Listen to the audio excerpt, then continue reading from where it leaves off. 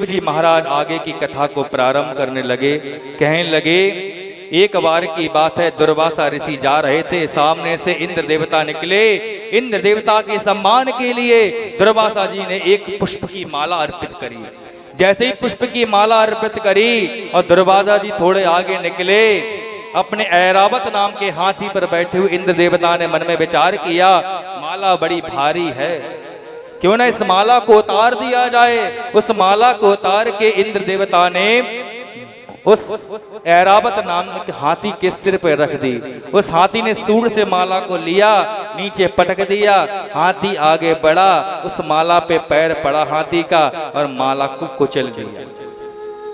संयोग बस दुर्वासा जी उसी रास्ते से, उसी मार्ग से पुनः निकल कर गए। माला को पहचान लिया, अरे ये तो माला वही है जो मैंने महाराज इंद्र को सम्मान में दी थी। और इंद्र ने उस माला का अनादर किया, उन पुष्पों की माला का अनादर किया। लगता है इंद्र को अपनी संपत्ति का बड़ा अभिमान है। लक्ष्मीर्वशेतु पुष्पेषु, लक्ष्मी में पुष्प का वास बताया गया। तभी तो दिवाली होती है, नवदुर्गा होता है।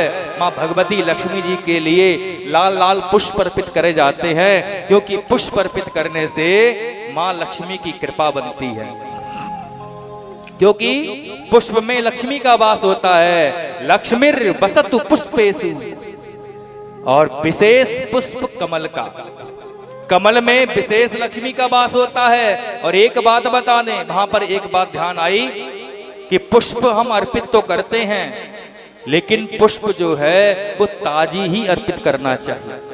पुष्प जब तोड़ने जाएं तो कुछ लोगों को देखा कपड़ा पल्लू में ही पुष्प तोड़ लिए, नहीं, कोई डलिया ले जाओ, कोई पात्र ले जाओ, उसमें पुष्पों को तोड़कर रखना चाहिए।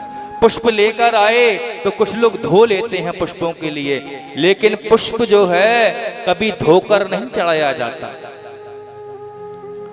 पुष्प कभी बासी नहीं चढ़ता और पुष्प कभी धोकर भी नहीं चढ़ता।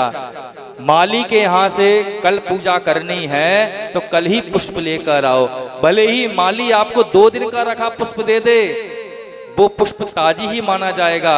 लेकिन कल पूजा करनी है तो कल ही पुष्पों की माला पुष्प लेकर आना चाहिए। आपके घर में पुष्प बासी हो सकता है, लेकिन माली के घर पर नहीं। क्यों? क्योंकि माली को भगवान कृष्ण का वरदान प्राप्त है।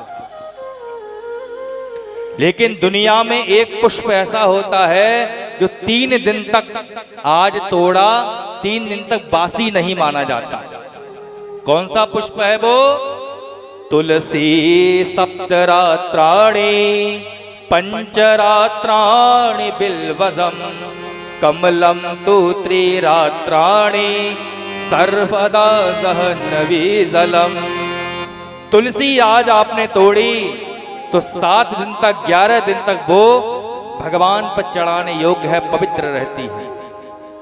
पंचरात्राणि बिल्वजम, आज आपने बिलपत्र को तोड़ा तो 5 दिन तक बिलपत्र घर में रख सकते हो, पवित्र रहेगा। और बेलपत्र की जो डंडी होती है ना, हमने तोड़ा, पीछे डंडी होती थोड़ी सी, उसको तोड़कर ही चढ़ाना चाहिए। बेलपत्र कभी खंडित नहीं चढ़ता, छिद्र वाला नहीं चढ़ता। और कमलम त्रिरात्राणि, आज आपने कमल का पुष्प लिया, घर पर लेकर आए अथवा तोड़कर लेकर आए तो 3 दिन तक कमल का पुष्प जो है वह चढ़ाने योग्य रहता है, पवित्र रहता है। इसीलिए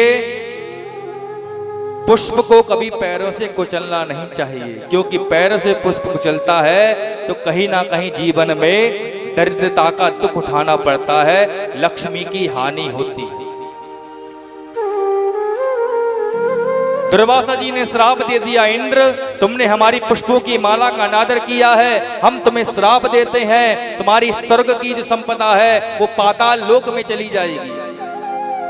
इतना जब हुआ, पाताल लोक में चली जाएगी। इंद्र देवता जब तक पहुंचे तब तक जितनी भी संपदा थी वो सब पाताल लोक में पहुंच गई।